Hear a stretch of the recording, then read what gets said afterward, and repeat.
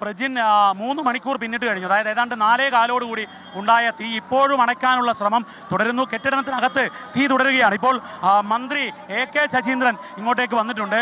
ഇപ്പോൾ അദ്ദേഹം ഈ സ്ഥിതിഗതികൾ വിലയിരുത്താനും ഈ രക്ഷാപ്രവർത്തനത്തിന് നേതൃത്വം നൽകാനുമാണ് വനം മന്ത്രി AK ശശീന്ദ്രൻ എത്തിയത്. നമുക്കറിയാം കോഴിക്കോട് നിന്നുള്ള MLA കൂടിയാണ് അദ്ദേഹം. അപ്പോൾ വനം മന്ത്രി AK ശശീന്ദ്രൻ നമ്മളോട് പ്രതികരിക്കുകയാണ്. മിനിസ്റ്റർ 3 മണിക്കൂറായി, സ്ഥിതിഗതികൾ ഇപ്പോഴും നിയന്ത്രണ വിധേയമായിട്ടില്ല.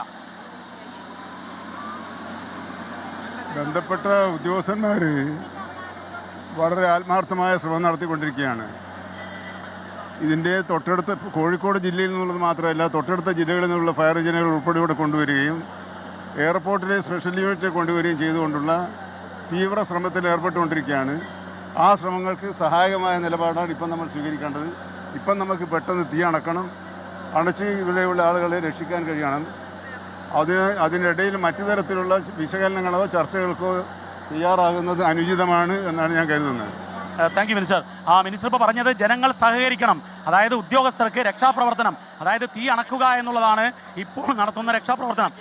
അത് ചെയ്യാൻ വേണ്ടിയുള്ള സൗകര്യങ്ങൾ ചെയ്തു കൊടുക്കണം എന്നുള്ളതാണ്. നമുക്ക് കാണാം city police commissioner T Narayanan, അദ്ദേഹം ഇവിടെ ഈ രക്ഷാപ്രവർത്തനം നേതൃത്വം നൽകിയാണ്. വീണ്ടും നമ്മളോടൊപ്പം ചേരുകയാണ്. ഏതാണ്ട് 3 മണിക്കൂർ പിന്നിട്ടു, രക്ഷാപ്രവർത്തനം ഊർജിതമായി തുടരുകയാണ്. എന്താണ് ഇനി അടുത്ത? അത് ഏറ്റവും ഊർജിതമായിട്ട് ഫയർഫോഴ്സും പോലീസും വരെ നേതൃത്വത്തിൽ രക്ഷാപ്രവർത്തനം നടന്നുകൊണ്ടിരിക്കുകയാണ്. കണ്ണൂർ, കോഴിക്കോട്, മലപ്പുറം ഭാഗത്തുനിന്ന് ഫയർ ടെൻഡറുകൾ ഓൾറെഡി എത്തിക്കഴിഞ്ഞു. കരിപ്പൂർ എയർപോർട്ടിൽ നിന്ന് ഉൾപ്പെടെയുള്ളത് ഫയർ എഞ്ചിനുകളെല്ലാം ചേർന്ന് ഈ സ്ഥിതി നിയന്ത്രണ വിധേയമാക്കാനുള്ള നടപടികൾ ശക്തമായിട്ട് സ്വീകരിച്ചുകൊണ്ടിരിക്കുകയാണ്. ഇപ്പോഴും ഒരു തടസ്സമുള്ളത്, അകത്തേക്ക് വെള്ളം ചീറ്റാൻ സാധിക്കുന്നില്ല. കെട്ടിടത്തിന്റെ ഫയർ സേഫ്റ്റി സിസ്റ്റം തന്നെ തകരാറാണെന്ന് പ്രാഥമികമായി കാണാൻ സാധിക്കും. എല്ലാ ഫയർഫോഴ്സുകളും മാക്സിമം ശ്രമം നടത്തിക്കൊണ്ടിരിക്കുന്നുണ്ട്. വെള്ളം തീരുന്നതനുസരിച്ച് റീഫില്ല് ചെയ്ത് മാക്സിമം വെള്ളം പമ്പ് ചെയ്ത് തീ നിയന്ത്രണ വിധേയമാക്കാനാണ് ശ്രമിച്ചുകൊണ്ടിരിക്കുന്നത്. ഇപ്പോൾ എയർപോർട്ട് അതോറിറ്റിയുടെ ഏറ്റവും അത്യാധുനിക സംവിധാനം വന്നിട്ടും അകത്തേക്ക് വെള്ളം ചീറ്റാൻ പറ്റാത്തൊരു സാഹചര്യം, തീ ഇപ്പോഴും ആളി പടരുന്നുണ്ട്. എയർപോർട്ട് അതോറിറ്റിയുടെ ഫയർ ടെൻഡർ ഉൾപ്പെടെയുള്ള സംവിധാനങ്ങൾ ഉപയോഗിച്ച് നമ്മൾ മാക്സിമം വെള്ളം ഇതിനകത്തേക്ക് എത്തിക്കാനുള്ള ശ്രമങ്ങൾ നടത്തിക്കൊണ്ടിരിക്കുകയാണ്. Thank you. T Narayanan, city police commissioner DIG T നാരായണനാണ് നമ്മളോട് സംസാരിച്ചത്. ഇപ്പോഴും ശ്രമം തുടരുന്നു, പക്ഷേ ശ്രമം നിയന്ത്രണ വിധേയമായി തീയെ നിയന്ത്രിക്കാൻ സാധിക്കുന്നില്ല എന്നുള്ളതാണ്. നമുക്കിപ്പോൾ ഷിജു ചവറ ദൃശ്യങ്ങളിൽ കാണാം.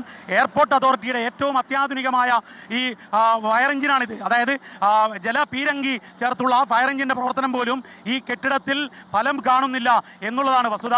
DIG T നാരായണൻ നമ്മളോട് പറഞ്ഞത് സമീപ ജില്ലകളിൽ നിന്നെല്ലാം ഫയർ എഞ്ചിനുകൾ ഇങ്ങോട്ടേക്ക് എത്തിച്ചു. മാത്രവുമല്ല, ഇവിടെ നിന്നും ഓരോ എഞ്ചിനും വെള്ളം ചീറ്റിക്കഴിഞ്ഞ് ഉടൻ തന്നെ അടുത്ത സെന്ററിലേക്ക് പോയി വെള്ളം നിറച്ചുകൊണ്ട് വീണ്ടും എത്തുന്നു. ദൃശ്യങ്ങളിൽ കാണാം, മേൽക്കൂരയിൽ വീണ്ടും തീ ആളിക്കത്തുകയാണ്. നമ്മുടെ ക്യാമറാമാൻ ഷിജു ചവറയുടെ ദൃശ്യങ്ങൾ കാണാം. തീ ആളി പടരുന്നു. ഈ കെട്ടിടം പൂർണ്ണമായും തകർന്നു, ഈ കത്തി നശിച്ചു. അതായത് വീണ്ടും തീ ആളിക്കത്തിക്കൊണ്ടിരിക്കുന്നു. ഗോപികൃഷ്ണൻ, ഈ ഘട്ടത്തിൽ ഒരു കാര്യം പ്രജിൻ നമ്മൾ പറയേണ്ടതുണ്ട്.